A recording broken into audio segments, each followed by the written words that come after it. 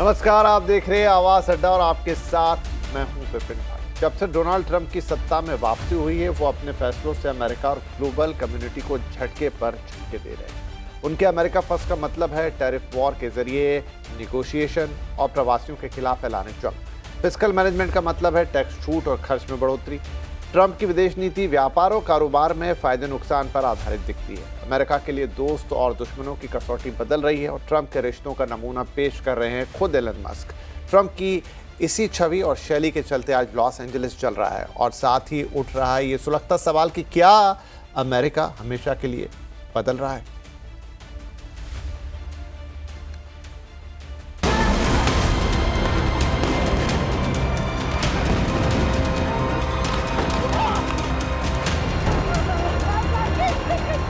California का Los Angeles शहर जल रहा है। हॉलीवुड स्टूडियो से जगमग शहर एक बार फिर धुएं के गुबार में है। अवैध प्रवासियों के खिलाफ डोनाल्ड ट्रंप सरकार के एक्शन और रिएक्शन न सिर्फ लॉस एंजल्स की हवा बदल दी, बल्कि California, Texas, Washington, New York, Pennsylvania और जॉर्जिया के कई शहरों में हंगामा खड़ा कर दिया।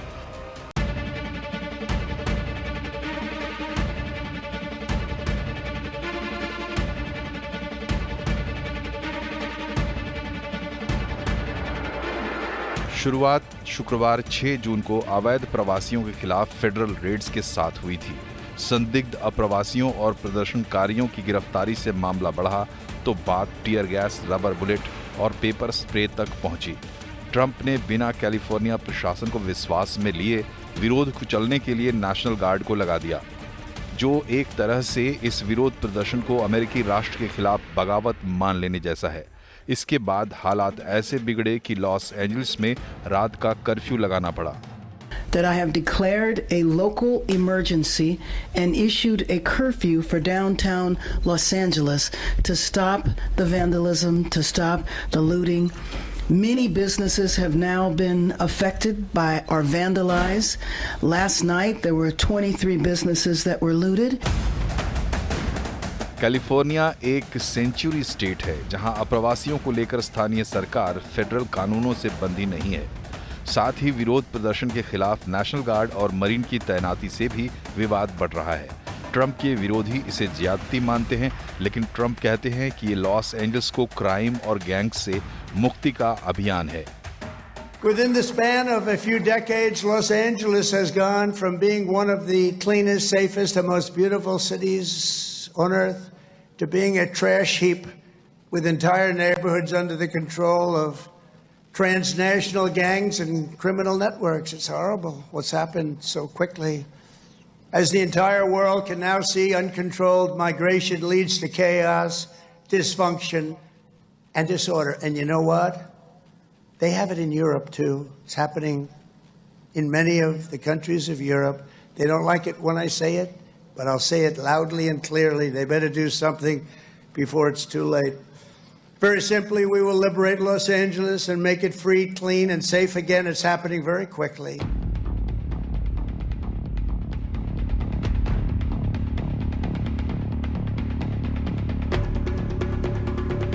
ये ट्रंप का अंदाज है। 25 जनवरी के बाद अनेक मौकों पर ट्रंप का ये अंदाज देखने को मिला है। एलन मस्क के साथ ट्रंप की दोस्ती और दुश्मनी, अमेरिका की यूनिवर्सिटीज पर सख्ती से लेकर ओवल ऑफिस में जेलेंस्की और रामाफोसा के साथ मीटिंग, कतर से ट्रंप को मिला लग्जरी जेट का गिफ्ट, सीरिया के प्रेसिडेंट अल सहारा को ट्रंप का एंडोर्समेंट। ट्रंप खास अंदाज में जो फैसले कर रहे हैं वो कई बार अमेरिका के पारंपरिक मिजाज ही नहीं, वहाँ के कानून और संविधान की सीमाओं को भी चुनौती देते हैं।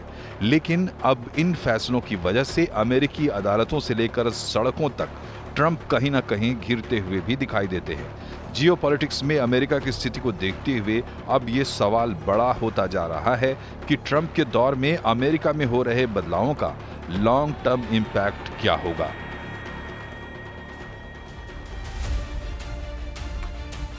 तो क्या ट्रंप बदल रहे हैं और साथ में अमेरिका भी? तो आइए इस चर्चा की शुरुआत कर रहे हैं। हमारे साथ हैं कुछ खास मेहमान। कार्यक्रम में जुड़ रहे हैं पूर्व डिप्लोमेट प्रभुदयाल साहब, foreign policy expert Swasti Rao, industry expert Sunil Subramaniam ji और द न्यू इंडियन की editor in chief Bharti Tikku Singh. आप सभी का बहुत बहुत स्वागत है। तो शुरुआत करते हैं प्रभुदयाल साहब बहुत छोटे से सवाल से, और वो है कि क्या डोनाल्ड ट्रंप अमेरिकी इतिहास के सबसे उज्बक राष्ट्रपति हैं?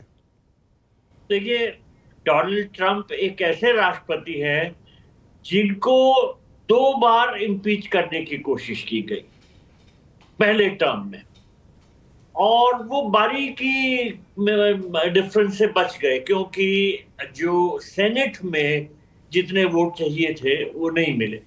और अब फिर इलॉन मस्क ने ही गुहार लगाई कि इनको इम्पीच करना चाहिए और कई चीजें कही इनके बारे में। तो मेरे विचार में ये बहुत कंट्रोवर्शियल प्रेसिडेंट है। लेकिन देखिए, अमेरिका में मूड ही कैसा है, वहां पर जो ये एक रेडिकल एलिमेंट है, जो ट्रम्प के सपोर्टर्स हैं, राइट विंगर्स, वो इस नारे पे चल रहे हैं कि we will make America great again, MAGA, make America great again. और ट्रम्प भी उनके ही सपोर्ट से आगे बढ़ते दिख रहे हैं। अब देखिए, ट्रम्प ने अपने इलेक्शन कैंपेन में कई चीजें कही थी, उसमें ये एक बहुत अहम बात थी कि वो इलीगल इमिग्रेंट्स पर बड़ी सख्ती करेंगे, उनको ढूंढ ढूंढ कर पकड़ेंगे और अपने जहां से आए वहां भेजेंगे।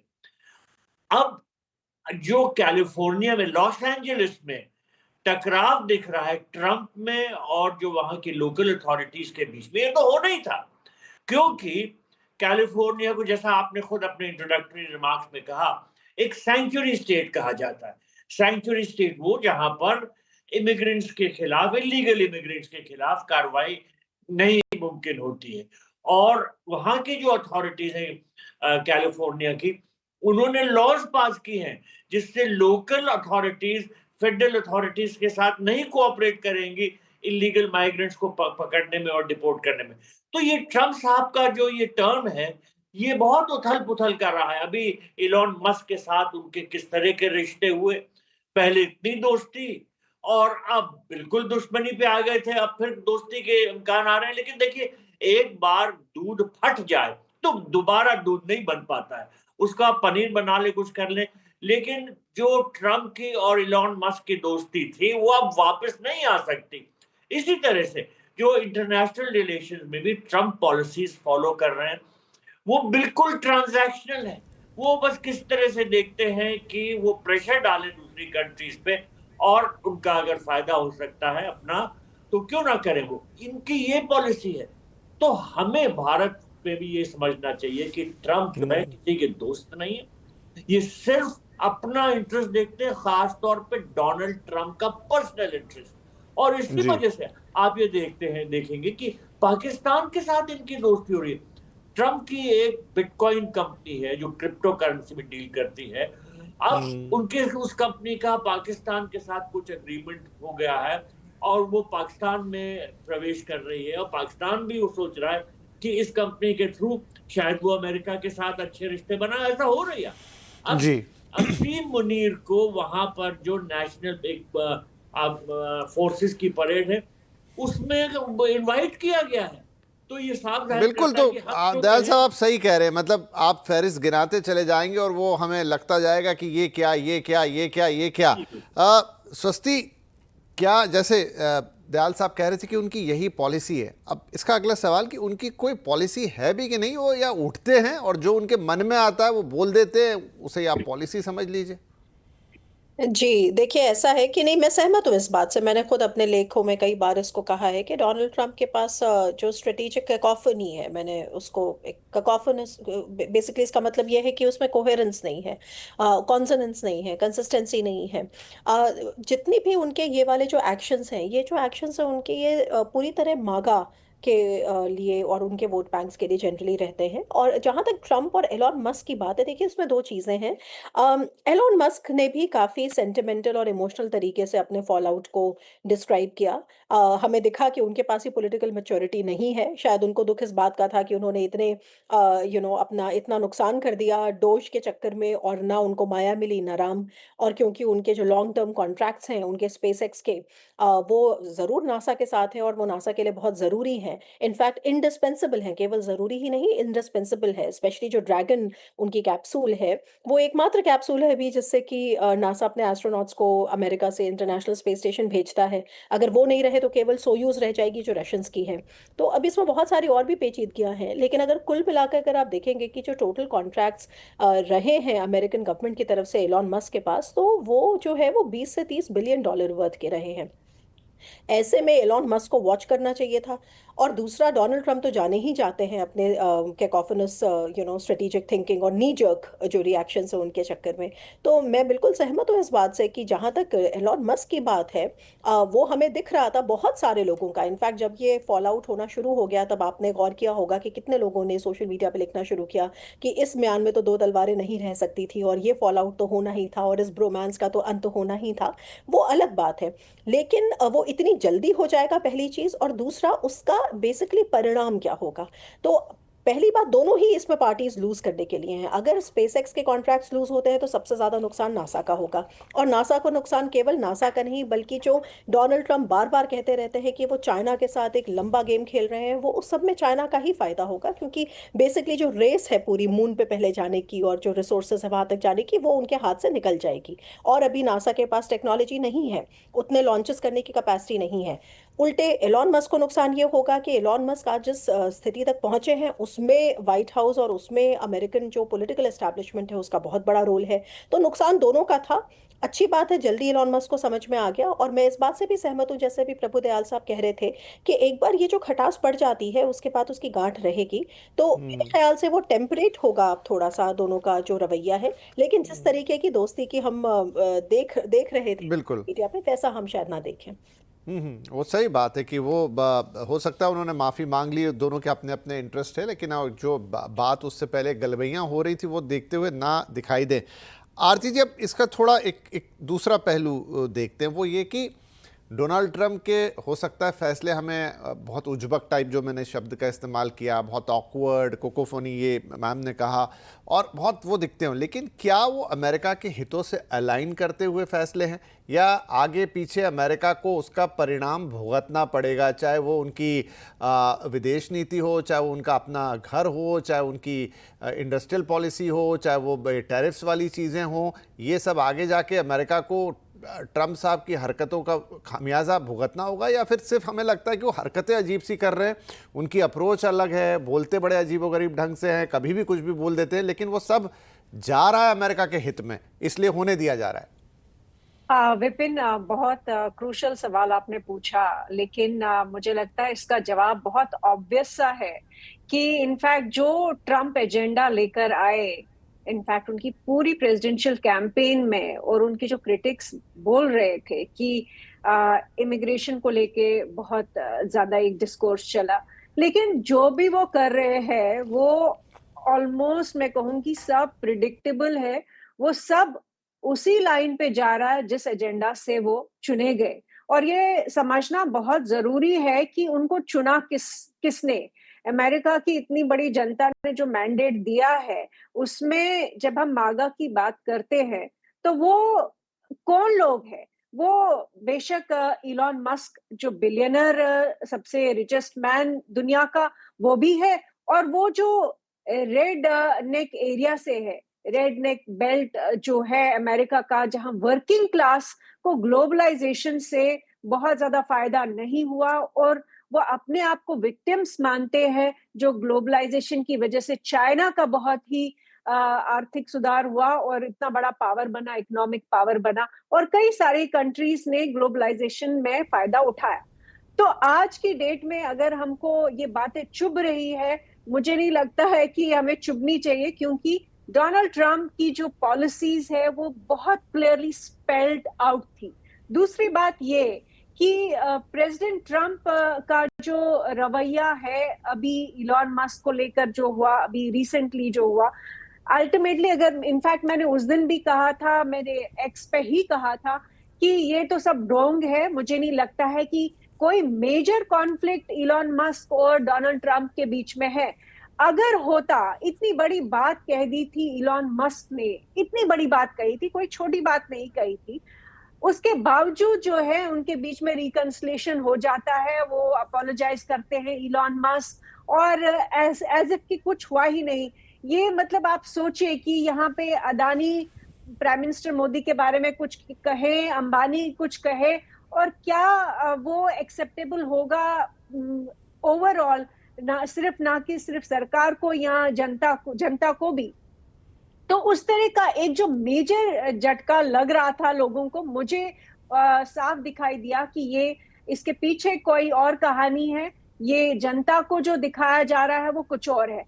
तीसरी बात ये कि अमेरिका अगर जो भी कर रहा है वो टैरिफ को लेकर कर रहा है, वो कोई भी बिजनेस ट्रेड डील जो हो रही है कई सारे देशों के साथ, वो उससे ये समझ आ रहा है कि अमेरिका अपने आप को टेक्नोलॉजी का जो एडवांसमेंट हुआ है और आर्टिफिशियल इंटेलिजेंस का जो एडवांसमेंट उनके पास है, जिस तरह से हमने वॉर्स के बीच में हमने टेक्नोलॉजिकल सुप्रीमेसी देखी कई सारी कंट्रीज की, उस सब के लिए अपने आप को प्रिपेयर कर रहा है। वो एक नए दौर के अंदर अपनी प्री एमिनेंस जो है वो बरकरार रखने की पूरी कोशिश कर रहा है।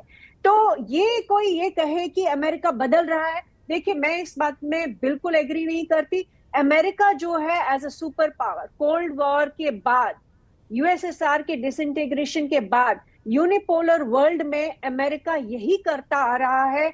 वो बराक ओबामा के टाइम पे हो, वो जॉर्ज बुश के टाइम पे हो, वो बिल क्लिंटन के टाइम पे हो, वो अभी प्रेसिडेंट ट्रम्प के अंडर हो रहा हो या बाइडेन के टाइम पे हो रहा है, लगातार इनकी पॉलिसीज यही रही है कि पूरी दुनिया पे में जो इन्होंने अपनी इंपीरियलिस्टिक पॉलिसीज है, एक्सपेंशन है या इन्फ्लुएंस है, उसको बरकरार रखा है। और उसमें कई सारे देशों का नुकसान होता है, कई सारे देश बेनिफिशरीज होते हैं, लेकिन ये जो एक नैरेटिव बनाया गया था ग्रेट अमेरिका और कितना सॉफ्ट पावर अमेरिका का, कि अमेरिका तो बहुत सबसे अच्छा सुपर पावर है, ये एक जो नैरेटिव चलाया गया हॉलीवुड के थ्रू, मीडिया के थ्रू, बड़े सारे मिलिट्री इंडस्ट्रियल कॉम्प्लेक्स के जो लॉबिस्ट है, उन्होंने जो नैरेटिव चलाया कि अमेरिका, अमेरिकन ड्रीम, जिसको अभी भी पूरी दुनिया में चाहे कितना ही केओस हो रहा हो, अमेरिकन ड्रीम। तो यही आरती, देखिए मैं बहुत सारी चीजों में तो आपसे एग्री कर जाऊंगा कि सही बात है, अमेरिका एक सॉफ्ट इंपीरियलिस्टिक पावर है, वो भी विस्तारवाद है, उसने भी अलग अलग तरीकों से बहुत सारी जगहों पर अपना कंट्रोल किया हुआ है, लेकिन वो कंट्रोल इतना स्मूथ था कि लोगों को शायद चुभता नहीं था। अभी अंतर ये आ गया है कि वो कंट्रोल चुभने सामने हो रहा है, सब एक तो सामने हो रहा है, दूसरा चुभने भी लगा है। मान लीजिए यूनिवर्सिटी वाली चीजें ही हैं कि पहले लोग जाते थे, रहते थे, काम करते थे, ऐसी तलवारें नहीं लटकती थी कि लोग अपनी डिलीवरीज पहले कराने लग जाएं, ऑल ऑफ सडन उनको चिंता हो जाए कि मेरा बच्चा 3 महीने पहले पैदा कर दो क्योंकि पता नहीं है कौन सा नियम कब बदल देगा। वो खड़े खड़े कह रहे हैं कि आपने एक लाइन क्रॉस कर दी है यहाँ पर और निकलिए इस देश से, आपने शराब पी के गाड़ी चला ली है, जो भी किया आपने, कैंपस में गाली बक दी, तो आपको देश छोड़ना होगा। ऐसी स्थितियां पहले नहीं थी। खैर उस पर आते हैं दोबारा। एक जो मागा वाली पूरी एक बातचीत है सुनील सर, क्योंकि ये पूरा अर्थव्यवस्था से जुड़ा हुआ है, तो इनके पहले के भी 5 साल गए, अभी तो चलिए दूसरा टर्म की शुरुआत हुई है। तो ये जो रेटोरिक इन्होंने तैयार किया कि अमेरिका को फिर से मतलब वर्ल्ड का इकोनॉमिक सुपर पावर बनाना है, तो ठीक है, उसकी परिस्थितियां पहले के मुकाबले तो हर देश के साथ होता है कि एक कंट्री है जो कि अपने प्रोडक्शन के पीक पर है, अपनी इकोनॉमी के पीक पर है, तो वहाँ स्टैग्नेशन आएगा। वो सारे डेवलप्ड कंट्री है, सबके साथ ऐसा होता है। उसके मुकाबले भारत, चीन आपको बढ़ते हुए दिखेंगे या उस तरह के दूसरे देश। लेकिन क्या वो सच में इतना बड़ा रेटोरिक है कि बहुत डूब गया अमेरिका और लाइए उसको फिर से हम महान बनाते हैं, उसकी सारी एक एक पैसा मैं बचाऊंगा, $1000 यहाँ से बचा लूंगा, $10,000, वो यही कहते रहते हैं अपनी हर चीज में, जैसे कि अमेरिका के पास पैसों की कमी पड़ गई है और उनको तो चिंदी चिंदी बचानी है। देखिए, पहली चीज हमें समझना चाहिए कि ट्रम्प किस तरह के व्यक्ति है। वो एक पॉलिटिशियन बिजनेसमैन है, यानी वो अपने पॉलिटिकल कॉन्स्टिट्यूंसी को अच्छी तरह समझते हैं और एक बिजनेस की तरह उस कॉन्स्टिट्यूंसी को पैंडर कर रहे हैं। क्योंकि जो जैसे अभी कहा था स्पीकर्स ने, पॉलिटिकली ये सब एक्सपर्ट्स हैं, तो मैं सहमत हूँ उनको जो कह रहे थे, मगर जो रस्ट बेल्ट की बात की थी, वहाँ पे जो ऑटो इंडस्ट्री की नौकरी चली गई, ये मागा इसलिए इस्तेमाल कर रहे हैं ऐसा मेथड टू टेल देम कि मैं कुछ कर रहा हूं, बिकॉज असलियत में वापस ऑटोमोबाइल मैन्युफैक्चरिंग अमेरिका में कॉस्ट डिफरेंशियल में आकर कोई वो ऑटोमोबाइल खरीद सकता है? ये नामुमकिन है। ये क्या है कि अमेरिका जिस चीज में स्ट्रांग है, जैसे डिफेंस इक्विपमेंट, एडवांस डिफेंस, उसमें शायद आगे बढ़ सकती है, मगर ये जो ऑटो इंडस्ट्री और इन सब इंडस्ट्री लो कॉस्ट मैन्युफैक्चरिंग जो चीन में, जापान में, इंडिया में, ताइवान में सभी जगह हो रहा है, उसको रिप्लेस नहीं कर सकते। सिंपल सी बात है, उनकी पर कैपिटा इनकम है $85,000, चीन का 13,000 है, इंडिया का 3,000 से कम है। ये कब का कब ये कॉस्ट डिफरेंशियल कौन बेयर करेगा? American population. बिल्कुल नहीं हो सकता है। तो ये मागा का जो उन्होंने रिटोरिक बनाया है वोट बैंक के लिए है, ये वोट बैंक पॉलिटिक्स है।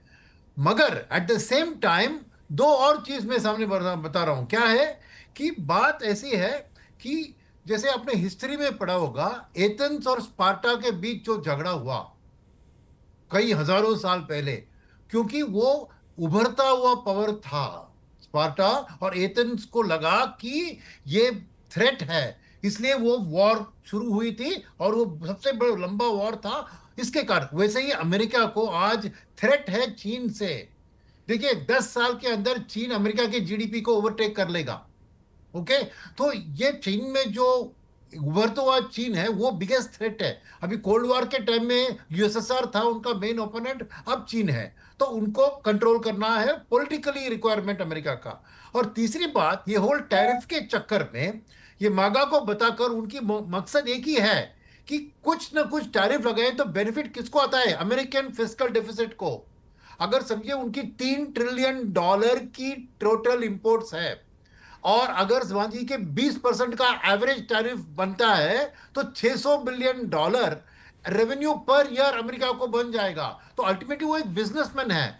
देखिए आप, इसलिए वो चाइना के ऊपर पॉज डाल दिया, 90 डे पॉज ला रहे हैं। तो अल्टीमेटली ये मेरा मानना है कि क्रिसमस न्यू ईयर के अंदर ज्यादातर देश, शायद चीन को और वक्त लगेगा, ये बीटीए डील साइन कर लेंगे। बीटीए डील हर देश के साथ साइन करके कुछ एक म्यूचुअली अग्रीड टैरिफ कराएंगे और उसको सॉल्व करेंगे, तो वो बात अलग है। मगर क्या मांगा अमेरिका में मैन्युफैक्चरिंग वापस आना, वो बहुत लंबी दौर की कहानी है, वक्त लगेगा, बट तब तक इसकी वोट बैंक को उनको कायम रखना है। अब कैलिफोर्निया की बात उठी ना, याद रखिए कैलिफोर्निया ने बार बार डेमोक्रेट्स को ही जितवाया है। कैलिफोर्निया स्टेट में कमला हैरिस जीती, हिलरी क्लिंटन जीती, ट्रंप कभी कैलिफोर्निया नहीं जीत सकते थे। और क्योंकि उधर जैसे कहा 9 लाख इमिग्रेंट्स है, बिना इलीगल इमिग्रेंट्स है, तो वो एक प्रो स्टेट है, इसलिए वो उसको कैलिफोर्निया में वोट जाए उसकी कोई फिक्र नहीं है, कोई फर्क नहीं पड़ता। उसकी रस्ट बेल्ट, मिशिगन, इंडियाना, जो मिडिल लेवल स्टेट्स है, वहां पे जो रिटोरिक ये बता रहे, अभी भी आपने बताया ना स्पीच ट्रंप का, वो बता रहे थे कि कैलिफोर्निया ने बहुत खराब चीजों में उसको मारूंगा, तो बाकी उसके जो सपोर्टिंग स्टेट्स है वहां पे शायद उनकी सपोर्ट बन रही है। तो ये बात क्लियरली आप याद रखिए कि अल्टीमेटली ट्रंप क्लियरली एक पॉलिटिकल बिजनेसमैन है। जो भी चीज करते हैं वो हलचल क्रिएट करते हैं ताकि उसको बेक डील उसके सपोर्ट में आ जाए, चाहे वो पर्सनल डील हो, जैसे दयाल जी ने कहा पाकिस्तान की वो बिटकॉइन के बारे में, या अमेरिका के लिए डील, मगर अल्टीमेटली वो डील करके रहेंगे। तो मेरा है कि ये unpredictability is the most predictable thing about Trump, right? वो डेलिबरेटली उसको एक चाल की तरह, एक अस्त्र की तरह यूज करते हैं और वापस लेते हैं। उसको कोई ईगो नहीं है, वो सॉरी कहना है कर देते हैं, वापस लेते कुछ भी कर लेंगे। तो मेरा मानना है कि हमें अंडर एस्टिमेट नहीं करना चाहिए डोनाल्ड ट्रंप को, कि ये सब हलचल क्रिएट कर रहे हैं, बट अल्टीमेटली वो अपने वोट बैंक का ख्याल रखेंगे और डील्स को भी क्लोज करेंगे। जिस तरह से वो कहेंगे कि एप्पल को आप $500 बिलियन का फैक्ट्री सेटअप कीजिए, खाली पीआर के लिए, तो अमेरिकन उसके वोट बैंक को बताएं, देखिए टिम कुक ने यहाँ प्लांट सेटअप कर दिया, मैसाचुसेट्स सॉन ने यहाँ $500 बिलियन का कमिटमेंट कर दिया। तो ये एक पॉलिटिकल पीआर काम है जो उसके वोट बैंक के लिए कर रहा है। मगर अल्टीमेटली मेरा मानना है कि अमेरिका ये न्यू रियलिटी में चीन को कंट्रोल करने की कोशिश करेगी पॉलिटिकली, इसलिए वो कॉड भी फॉर्म किया है कि चीन को की उभरता हुआ पावर को वो कंट्रोल करने की कोशिश करेंगे, बट चीन के साथ भी वो बीटीए डील साइन करेंगे। जी नहीं, बात बिल्कुल आपकी सही है। चीन ने जिस तरीके से धीरे धीरे, चाहे वो पूरा अफ्रीका हो, चाहे वो पूरा प्रशांत महासागर, मतलब हर तरीके से स्ट्रैटेजिकली, बिजनेस, डिफेंस, बहुत क्लोज चला गया है वो अमेरिका के, और 10 साल या मे भी उससे कम समय में भी हम कुछ वर्ल्ड ऑर्डर बदलता हुआ देख लें तो बहुत आश्चर्य नहीं होगा, क्योंकि ज़्यादा खबरें या ज़्यादा बातें हम चीन की करते नहीं उस लिहाज से। हम सिर्फ वहाँ से लड़ाई झगड़े या बॉर्डर कॉन्फ्लिक्ट की बात करके रुक जाते हैं। दयाल साहब, लेकिन अगर ये चीन वाला ही एंगल हम पकड़ें, आज ये जो पूरा एशिया है इसे कंट्रोल करने के लिए, चीन को कंट्रोल करने के लिए, क्योंकि आप तक डिप्लोमेट भी हैं, इंडिया ज़्यादा इम्पॉर्टेंट है या पाकिस्तान जैसा देश ज़्यादा इम्पॉर्टेंट है? जो इंडिया पाकिस्तान फेस ऑफ में ट्रंप साहब का फेस आया, ठीक है, उन्होंने हो सकता है दोनों देशों के बीच में एक सीज फायर करा दिया, लेकिन उन्होंने उसका जैसा इस्तेमाल किया, जैसा बार बार उसका गाना गाया और जिस तरीके से गाना गाया उन्होंने, जिस तरीके से, मतलब वो उन्होंने इंडिया पाकिस्तान को ऑलमोस्ट, अगर मैं जितनी समझ रखता हूं, भारत और अमेरिका के जो रिश्ते थे और दोनों के बीच में जो एक अंडरस्टैंडिंग बनी थी, उसको ऐसा लगा कि 40 साल पीछे धकेल दिया। उन्होंने कहा दोनों देश महान है, दोनों के पास ग्रेट लीडरशिप है, दोनों का ये है, मतलब जैसे भारत और पाकिस्तान में तो अंतर ही खत्म कर दिया। और अमेरिका का राष्ट्रपति है, वो ऐसे चलते फिरते ये बात कैसे कह सकता है? देखिए, ये वही डोनाल्ड ट्रंप है जिन्होंने जनवरी 2018 में ये कहा था कि अमेरिका ने पाकिस्तान को $33 बिलियन दिए और जवाब में पाकिस्तान ने सिर्फ झूठ और फरेब दिया। Pakistan only gave back lies and deceit. वही डोनाल्ड ट्रंप है, वो आज पाकिस्तान को कह रहे हैं बहुत अच्छा देश है, बहुत बड़ा देश है, वहां की लीडरशिप बहुत महान है, और पाकिस्तान के साथ बड़े नजदीक संबंध बनाने की कोशिश कर रहे हैं। और जैसा दूसरे स्पीकर ने कहा, ट्रंप की पॉलिसीज उनके पर्सनल इंटरेस्ट से बहुत कनेक्टेड होती है। अब चीन की बात, चीन को उन्होंने इतना बड़ा बुरा भला कहा और 125% टैरिफ लगा दिए, चाइना ने भी बड़ी हाई टैरिफ लगाए 100%। आज शाम की खबर है कि चीन और अमेरिका में अब एग्रीमेंट हो गया है, ट्रेड डील हो गई है, और डोनाल्ड ट्रंप ने अनाउंस कर दिया है कि हम जल्दी साइन कर लेंगे और जो भी इख्तलाफात से खत्म। तो किस तरह से ये अपना रुख बदल लेते हैं और इनकी जो पॉलिसीज हैं किन फाउंडेशंस पे चलती हैं, ये कभी कभी बहुत मुश्किल होता है इनका अंदाज लगाना। अब इनकी पॉलिसीज भारत के प्रति क्या है? देखिए, ट्रंप हर कंट्री को एक तरह से मार्केट की तरह देखते हैं। भारत को ट्रंप ने हमेशा एक डिफेंस मार्केट के तौर पर देखा है। इंडिया जो है वो वर्ल्ड का बिगेस्ट इंपोर्टर है डिफेंस इक्विपमेंट का, अमेरिका बिगेस्ट एक्सपोर्टर है। अमेरिका चाहता है कि हम उनसे ज्यादा से ज्यादा डिफेंस इक्विपमेंट खरीदें, यानी अमेरिका से। हम चाहते हैं कि मेक इन इंडिया, हम आपसे हथियार लेंगे, वेपन सिस्टम्स लेंगे, लेकिन उसके साथ हमको टेक्नोलॉजी दीजिए। बात इस पर रुक जाती है क्योंकि ट्रंप जो है वो ट्रांसफर ऑफ टेक्नोलॉजी के फेवर में नहीं है। अब आगे का रास्ता क्या है? देखिए, कुछ रुकावटें आई हैं जिसकी वजह से आज वो ट्रंप नहीं है जो कि हमको 3-4 महीने पहले सुनाई पड़ रहे थे। मोदी जी को कहा माय ग्रेट फ्रेंड वगैरह, आज जो है ये कुछ दूसरा राग गा रहे हो, पाकिस्तान और इंडिया को हाइफोनेट कर रहे हैं और हर तरह से कोशिशें कर रहे हैं कि पूरी सब कॉन्टिनेंट में ऐसी पॉलिसी हो ताकि वो अमेरिका का दबदबा बनाए। चीन को जहां तक रोकने की बात है, देखिए वो एक गेम प्लान हमेशा कहते हैं, we want to counter China, contain China. अब चीन के साथ बिहाइंड द सीन्स उनकी क्या डीलिंग्स होती हैं वो दूसरी बात है, और उस संबंध में पाकिस्तान एक रोल प्ले करता है और कर रहा है, क्योंकि पाकिस्तान के जो अमेरिका के साथ जो नए ताल्लुक बन रहे हैं उसमें चाइना एक फैक्टर है। अमेरिका चाइना के साथ जो डील्स करता है उसमें वो पाकिस्तान का इस्तेमाल कर रहा है, ये बात अब काफी साफ हो गई है। अब इसके अलावा देखिए, जो पुतिन के बारे में एक टाइम पे डोनाल्ड ट्रंप ने कहा वो कैसे बदल गए, उनको क्रेजी भी कह दिया बाद में। तो ट्रंप किस तरह की बातें करते हैं वो वक्त बदल जाता है, और उसके अलावा वो ये कभी नहीं स्पष्ट करते कि उनकी असली पॉलिसी क्या है। हमको अंदाजा लगाना पड़ता, हमको एनालिसिस करनी पड़ती, और जैसा दूसरे स्पीकर ने कहा, हमको बड़ा सतर्क रहना पड़ेगा डोनाल्ड ट्रंप के एडमिनिस्ट्रेशन के साथ, क्योंकि वो ऐसी पॉलिसीज बनाएंगे जिनसे शायद हमको नुकसान हो सकता है, वो हमारे हित में नहीं। और ये सडन चेंज देखिए, एक तरफ तो वो इतनी मतलब ये थोड़ा अनएक्सपेक्टेड सबके लिए रहा होगा, शायद हमारी सरकार के लिए भी रहा होगा, द वे डोनाल्ड ट्रंप या उनके एडमिनिस्ट्रेशन ने बिहेव किया पाकिस्तान के साथ, जो भी फेस ऑफ हुआ। फिर अचानक से एक दिन किसी दिन हो सकता है, जैसे अभी सुब्रमण्यम साहब कह रहे थे कि वो कह देते हैं कि अरे टिम कुक साहब आप भारत में फैक्ट्री ना लगाएं, मैं तो नहीं चाहता हूं। हो सकता है वो वहां अपने देश में सुनाने के लिए कह रहे हो, टिम कुक यहां फैक्ट्री लगा भी देंगे, कोई उनकी बात नहीं सुनने वाले। फिर भी जो बाकी चीजें हैं, चाहे आप यूएन में वो पर्टिकुलर एक सीट की बात कर ले, उसका भी मैं पीछे से मैकेनिज्म समझ लूं, लेकिन ओवरऑल स्वस्ति जो बार बार ये चीजें बोल रहे हैं, कह रहे हैं, कर रहे हैं, और इनफैक्ट अभी जो हमारे फाइटर प्लेन्स आ गए, हमारी बहुत सारी डीलिंग्स हैं और इंडिया इसके लिए ओपन है कि भाई वो जो हमें, जैसे अभी दयाल साहब बता रहे थे, अमेरिका के साथ दिक्कत है कि टेक्नोलॉजी देने के लिए तैयार नहीं, इंडिया कहता है टेक्नोलॉजी लाइए और बिल्कुल आपको देनी पड़ेगी, रशिया या कोई और देश देने के लिए तैयार है, हम उससे खरीदेंगे। लेकिन क्या वो इस बात पे इतनी बाह मरोड़ेंगे कि वो सारी चीजों को न्यूट्रलाइज कर देंगे? आई थिंक 2-3 हफ्ते पहले की बात है, उनके कॉमर्स सेक्रेटरी, उनका मैं नाम भूल रहा हूं, लेकिन उन्होंने साफ कहा कि हम नाराज थे थोड़े। क्यों? क्योंकि आपने हमसे नहीं लिया, रशिया से ले लिया, और अगर आपको हमारे साथ आगे बढ़ना है तो आपको हमसे डिफेंस इक्विपमेंट खरीदने होंगे। इतनी खुली बात कभी नहीं आई अमेरिका की तरफ से।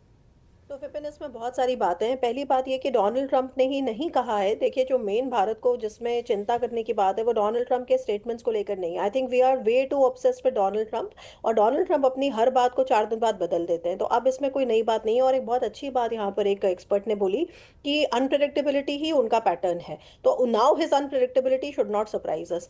What worries me Vipin is something else. देखिए, ऐसा है कि आपने भी अगर पिछले एक दिन में, जो पिछला एक ये मतलब परसों की रात और कल आज दिन में जो आपने कुछ स्टेटमेंट सुने होंगे, जैसे पॉल कपूर से। तो पॉल कपूर जो है वो अभी नॉमिनेट हो रहे हैं और ट्रंप साउथ एशिया में के बड़े हैवी वेट जाने चाहते हैं। आप उनके स्टेटमेंट्स देखिए, वो केवल डोनाल्ड ट्रंप की बात नहीं है।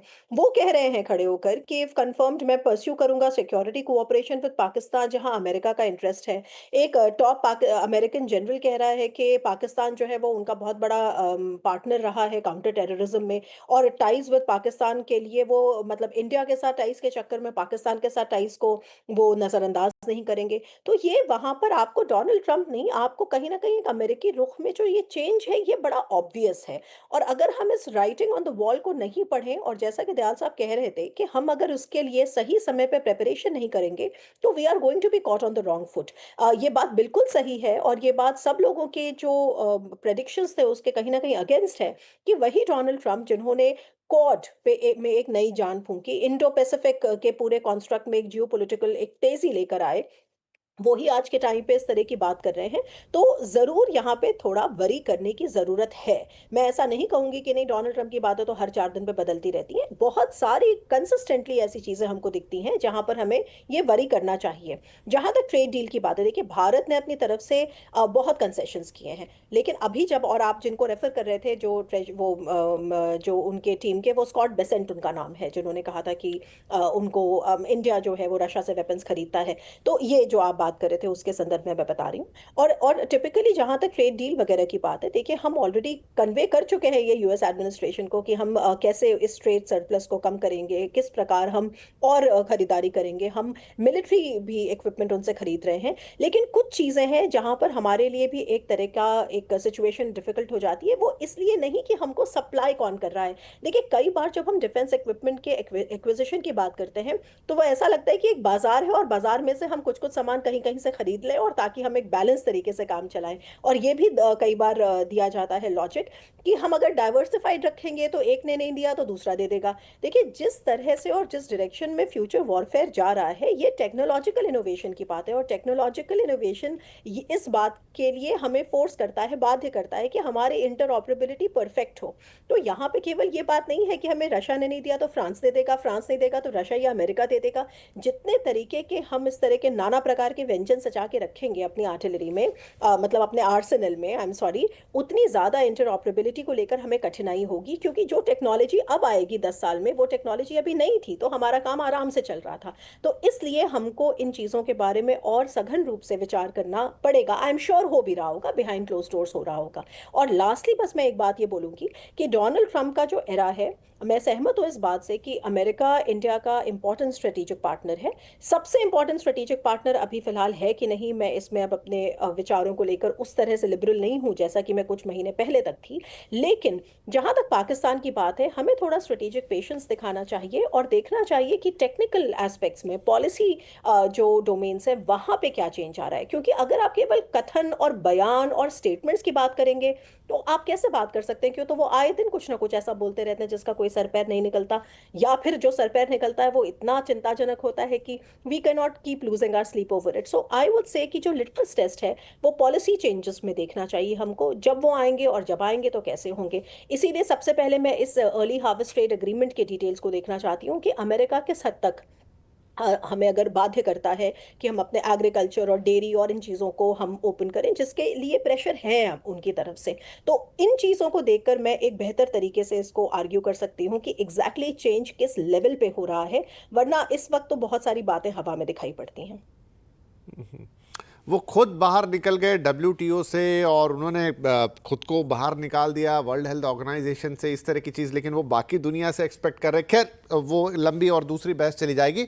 तो आरती जी, ये सारी चीज़ों में अब हम कैसे समझें अमेरिका और भारत के रिलेशनशिप को? चलिए ट्रंप को समझें और ट्रंप से अमेरिका को समझें कि सिर्फ ट्रंप नहीं है जो ऐसा बदल रहे हैं, ये पूरा अमेरिका ही बदल रहा है।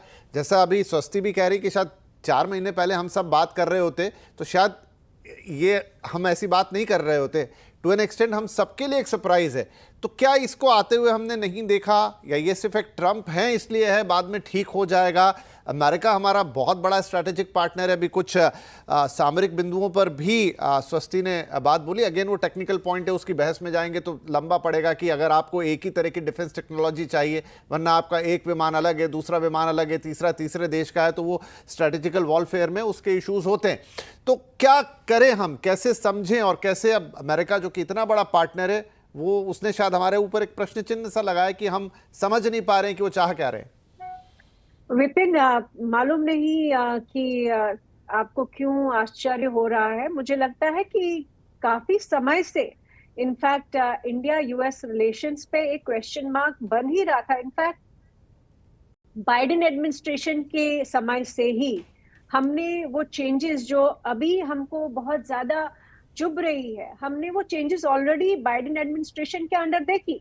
खालिस्तान का इशू पे जिस तरह से उन्होंने इतना बड़ा स्टेप उठाया कि हमारे नेशनल सिक्योरिटी एडवाइजर का नाम एक केस में आया, और उसमें वो सिर्फ वहीं तक नहीं रुके, लगातार प्रेशर बनाते रहे। कनाडा ने प्रेशर बनाया, फाइव आइज ने प्रेशर बनाया, और हमने देखा कि बाइडेन एडमिनिस्ट्रेशन के टाइम पर ही हमारे उनके रिलेशनशिप में एक तनाव आ गया था। अब रही बात कि आश्चर्य आपको क्यों हो रहा है कि यूएस कर क्या रहा है। यूएस इनफैक्ट पिछले, जैसा मैंने पहले भी बोला कि पिछले 10 साल में ये डिस्कोर्स, इनफैक्ट पब्लिक डिस्कोर्स है, ये कोई छुपा नहीं है, सीक्रेट नहीं है कि यूएस लगातार जो है टेक्नोलॉजिकल डेवलपमेंट और एडवांसमेंट जो हुई है एआई में, जो सोशल मीडिया तो एक बहुत छोटा अंश है उसका। इलॉन मस्क एक्स को, ये सोचने वाली बात है, लोगों को आश्चर्य हुआ कि इतने बिलियंस ऑफ डॉलर्स उसने एक्स पे क्यों खर्चे। ये कहीं ना कहीं दिखाता है कि हम या तो कॉम्प्रहेंड नहीं कर पा रहे हैं कि अमेरिका में जो चेंज आया है पिछले 10-15 साल में टेक्नोलॉजी की वजह से, एआई की वजह से, जिसकी वजह से ऑटोमेशन, जब हम लगातार बात कर रहे हैं कि ऑटोमेटेड हो रही है सारी इंडस्ट्रीज, जॉब्स। इनफैक्ट मेरे पैनलिस्ट ने इनफैक्ट एक इम्पोर्टेंट बात कही कि कई सारी जॉब्स जो है, फॉर एग्जांपल एग्रीकल्चर में, मैन्युफैक्चरिंग में, या कई सारी अलग इंडस्ट्रीज में वो जॉब्स वापस नहीं आएंगी जो चाइना को चली गई थी। कई सारे लोगों का इनफैक्ट ये सही मानना है कि जो ट्रम्प की कंस्टिट्यूएंसी है वो भी कहीं ना कहीं थोड़ी बहुत डिनायल में है कि उनको वो सारी नौकरियां वापस मिलने वाली है। वो नहीं होने वाला। लेकिन क्या होने वाला है? ये होने वाला है कि एआई और टेक्नोलॉजी की वजह से नई जॉब जो क्रिएट हो रही है, उनके लिए जो स्किल्ड लेबर है वो अलग ही टाइप का होगा। वो लोग जिन्होंने ग्लोबलाइजेशन में चाइना को जॉब चली गई या बाकी दुनिया को जॉब चली गई, जिसमें उनका नुकसान हो गया, वो हो गया है, that is over, that's done. उस पे पॉलिटिक्स की जा सकती है, उस पे डोनाल्ड ट्रंप मागा मूवमेंट के लीडर बन सकते हैं, उस पे वो पावर में आ सकते हैं। लेकिन जो अभी हो रहा है वो ये है कि अमेरिका का जो ओवरऑल स्ट्रक्चर है, इंस्टीट्यूशनल स्ट्रक्चर्स जो एक एरा के लिए सूटेबल थे, इकोनॉमिक जब हम इकोनॉमिक लिबरलाइजेशन की बात करते हैं, ग्लोबलाइजेशन की बात करते हैं, फ्री ट्रेड की बात करते हैं, जिसमें टेक्नोलॉजी जो है अलग किस्म की थी और अभी जो आ रही है वो अलग किस्म की है।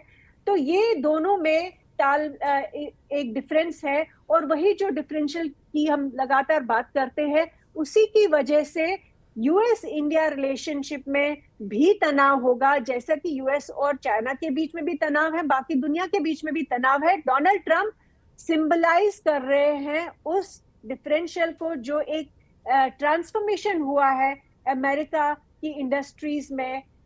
चूंकि अब सबसे ज्यादा, इनफैक्ट अगर देखा जाए, सबसे बड़ा यूएसपी उनका टेक्नोलॉजी है, सबसे बड़ा यूएसपी उनका एआई है, और उसमें वो चाइना को अपना कोर कॉम्पिटिटर मानते हैं, राइवल मानते हैं। लेकिन ट्रंप की अगर आप देखें, जितनी भी टैक्टिक्स देखें, वो चाइना को लेकर हो, वो बाकी दुनिया को लेकर हो, पाकिस्तान की भी मैं बात करूंगी, उनके टैक्टिक्स जो है वो बिल्कुल सबके सामने है कि वो एक मैक्सिमलिस्ट पोजीशन लेते हैं और फिर वो नेगोशिएट करते हैं जब दूसरी पार्टी को लगता है कि रिस्क या स्टेक्स जो है बहुत ज्यादा है चाइना के लिए भी। अब चाइना के साथ अगर उनका एग्रीमेंट हो रहा है तो चाइना ने भी रिकैलिब्रेट की है अपनी कई पोजीशंस, और वो ट्रेड डील उनके साथ करेंगे। वैसे ही पाकिस्तान की बात है, जब हम कहते हैं कि डोनाल्ड ट्रंप पाकिस्तान के अगेंस्ट बोलते थे, बिल्कुल बोलते थे, वो तो कई सारे प्रेसिडेंट्स बोलते आ रहे हैं यूएस के। लेकिन साथ ही साथ हमें ये भी मालूम है कि वो बिल क्लिंटन हो या बराक ओबामा हो या जॉर्ज बुश हो, बेशक कि वो पाकिस्तान को एपिसेंटर ऑफ टेरर मानते थे, लेकिन साथ ही साथ में वो पाकिस्तान के साथ लगातार कोलैबोरेट करते रहे। वो अफगानिस्तान का इशू हो, वो ईरान का इशू हो, वो इंडिया का इशू हो, इनफैक्ट बहुत लंबे समय तक अफगानिस्तान, पाकिस्तान, इंडिया जो है वो हाइफिनेटेड था। और अगर हमको लगता है कि अचानक से जो है वो इररेलेवेंट हो जाएगा पाकिस्तान, तो मुझे लगता है हम लोग भी बहुत भूल कर चुके हैं, डिल्यूशनल हो गए। इररेलेवेंट तो नहीं होगा, लेकिन अब वो हमें प्रोपेगेंडा के विक्टिम्स है। ठीक है, इररिलेवेंट तो नहीं होगा, आपकी बात बिल्कुल सही है, और वो नोटिस भी की जा सकती कि हमेशा पाकिस्तान उनको भले ही वो 50 बातें कहें, उसे एपिसेंटर ऑफ टेरर माने, लेकिन उनके लिए एक स्ट्रेटेजिक लोकेशन है एशिया में, और वो उसको भुनाते भी हैं, उसको कंसीडर भी करते हैं। लेकिन उसको इक्वेट करने जैसी सिचुएशन शायद मैंने भी पहली बार देखी है पिछले 15-20 सालों में, जहां वो इस लेवल पे जाके, वो हो सकता है डोनाल्ड ट्रंप का अपना एक तरीका है या कोई उनकी अपनी सोच है कि वो जाके चीज़ों को इक्वेट ही कर दें, या जैसा आपने थोड़ी देर पहले कहा था कि उन्होंने ओपन कर दिया कि जाओ मैं तो यही बोलूँगा, आप क्या कर सकते हो करो।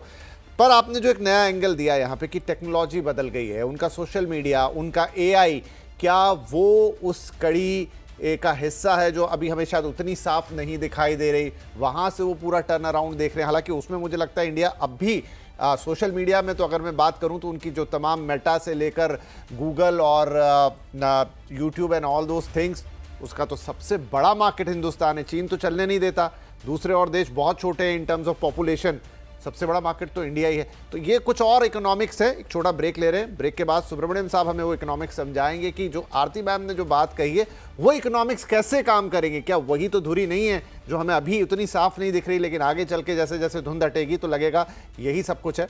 छोटा ब्रेक, ब्रेक के बाद बातचीत आगे बढ़ाते हैं।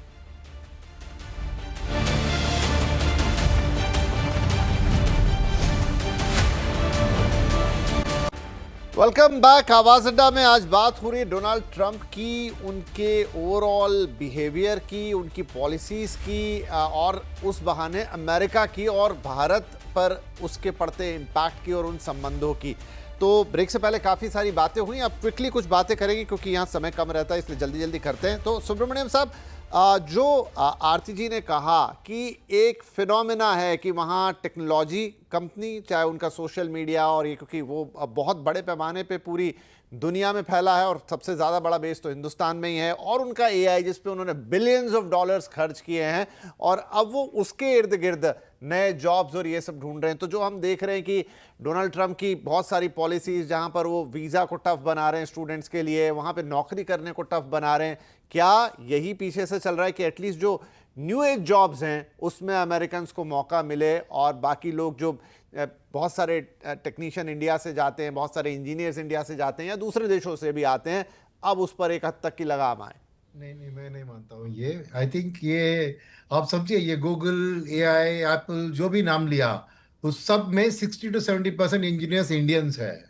ओके जो अमेरिका में काम कर रहे हैं। तो ऐसा नहीं है कि, देखिए, ये तीन तरह की है। इकोनॉमिक पॉलिटिक्स है, वो याद रखिए। क्या है वो? भी अमेरिका की मुसीबत को सोचिए ना, क्या है वो कि इतने दिन से, बिकॉज उनकी स्टैंडर्ड ऑफ लिविंग बहुत बढ़ती गई, कॉस्ट ऑफ प्रोडक्शन बढ़ती गई, वो चीन से विदाउट एनी चॉइस पिछले 20-30 साल से चीन से खरीदारी करें, क्योंकि डिफरेंशियल लेबर कॉस्ट था। अमेरिका में लेबर कॉस्ट मैन्युफैक्चरिंग का $30 पर आवर है, कि चीन में $4.25 पर आवर है, राइट? तो ये एडवांटेज चीन उठा रहा था, और वो सस्ते में प्रोडक्ट्स को बनाकर अमेरिका में बेच रहा था। अब इसमें दो बात है। एक, अमेरिका की कुछ नौकरियां चली गई क्योंकि चीन में वो मैन्युफैक्चरिंग हो गई। सेकेंड चीज क्या थी कि ये जो प्रॉफिट मार्जिन था वो पूरा चीन के हाथ में था। तो ट्रम्प का इसमें अप्रोच क्या है? वही अमेरिका का अप्रोच, मैं ट्राली ट्रम्प की बात नहीं कहूं, अमेरिका का अप्रोच क्या है कि फर्स्ट इज, उनको पता है कि ये लो कॉस्ट जॉब्स को वापस उधर नहीं लिए जा सकते हैं, मगर ये एआई वाली जो हाईटेक वाली बात है, वहां पे शायद न्यू जॉब्स अमेरिका में क्रिएट करने की कोशिश करेंगे।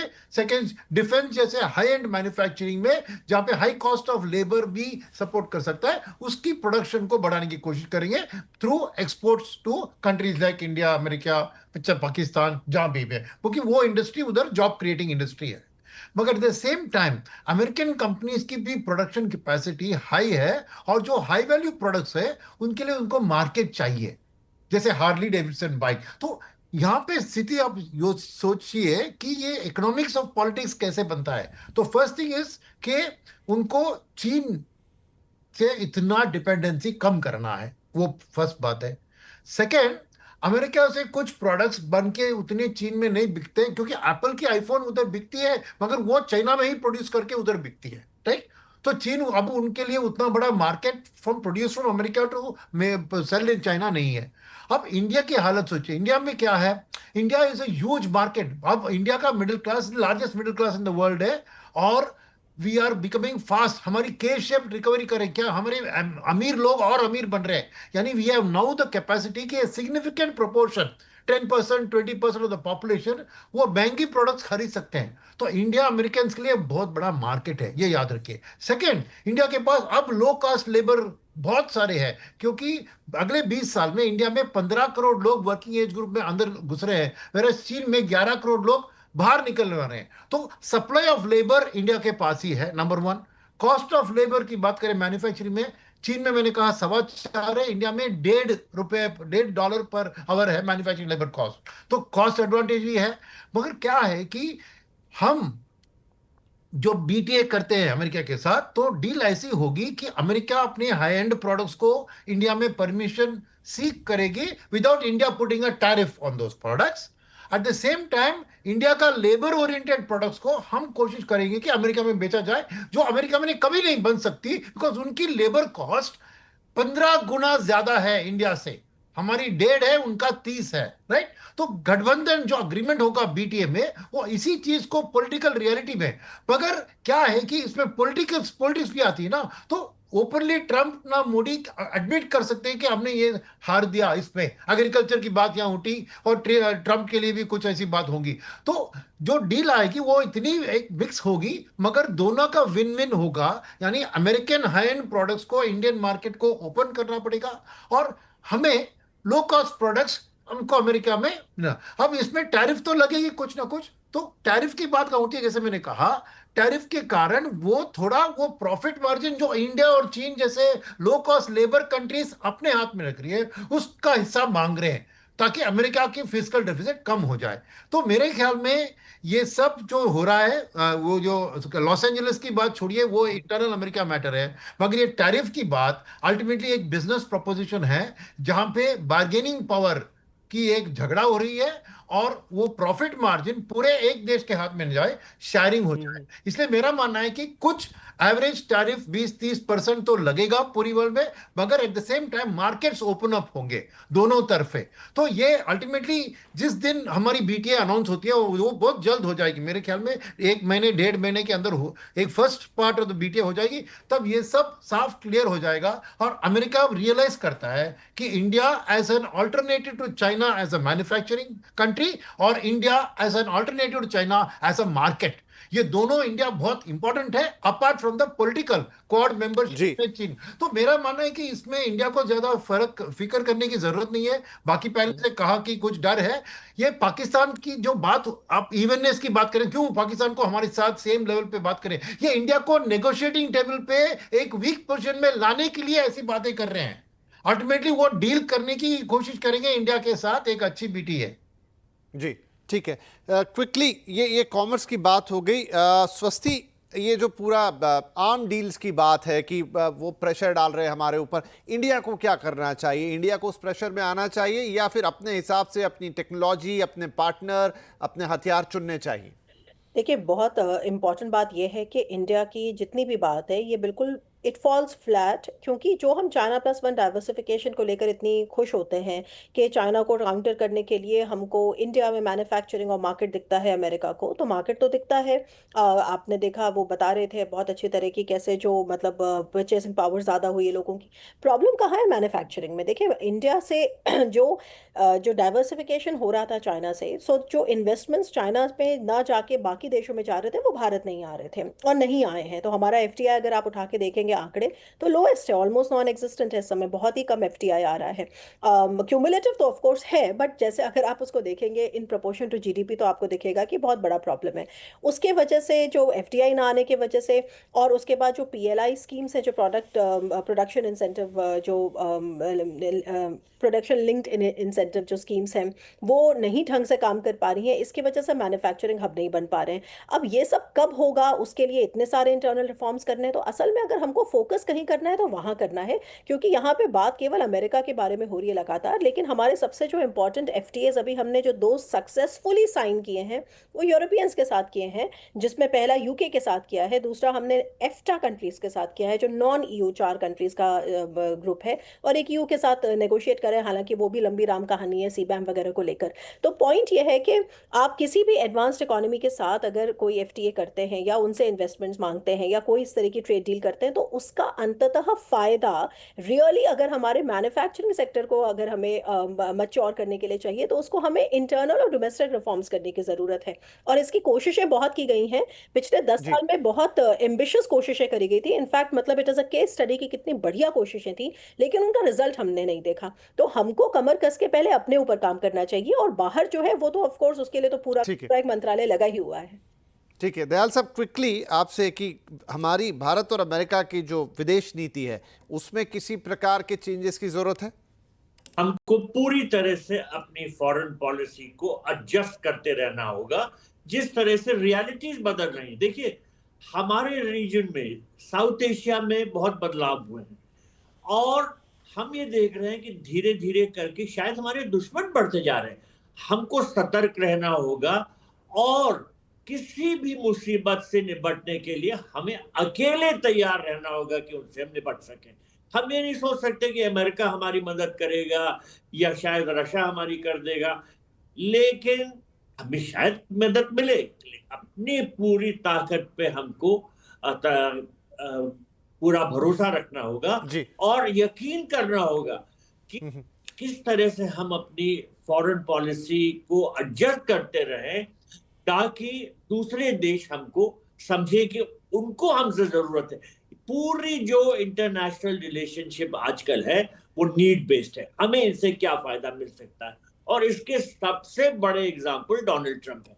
आज जी, वो जी। कुछ कहते हैं, कल कुछ और कहते हैं। ठीक है दयाल पाकिस्तान साहब, को चूंकि कुछ मेरा गाली समय देते समाप्त हो गया, लेकिन आपने एक बहुत बड़ी बात मार्के की बात ये कही कि आप दूसरों पे निर्भर होके चलें, वो वाला वक्त इस समय तो नहीं दिख रहा। ठीक है, आपके पॉलिसीज हैं, आप उसे एडजस्ट कीजिए अकॉर्डिंगली, अपनी नीड पहले देखिए, अपने आप को सशक्त पहले कीजिए। इनफैक्ट स्वस्ति भी वही बात कह रही थी और सुनील साहब ने वही कहा और आरती ने भी वो बातों का जो क्रक्स निकाला वही कि आपको अपनी चीज़ों पे ज़्यादा एम्फेसिस करना होगा। आप एडजस्टेबल रखिए अपनी पॉलिसी को, और फिर वो आपके साथ थोड़ा टिट फॉर टैट कर रहे हैं तो आपके पास भी पॉइंट्स हों कि आप उन्हें अपने हिसाब से, अपनी चीज़ों के हिसाब से उन्हें थोड़ा या नहीं तो पूरा बनवा सके। बहुत धन्यवाद आप सभी महानुभावों का इस कार्यक्रम में शामिल होने के लिए। थैंक यू, नमस्कार।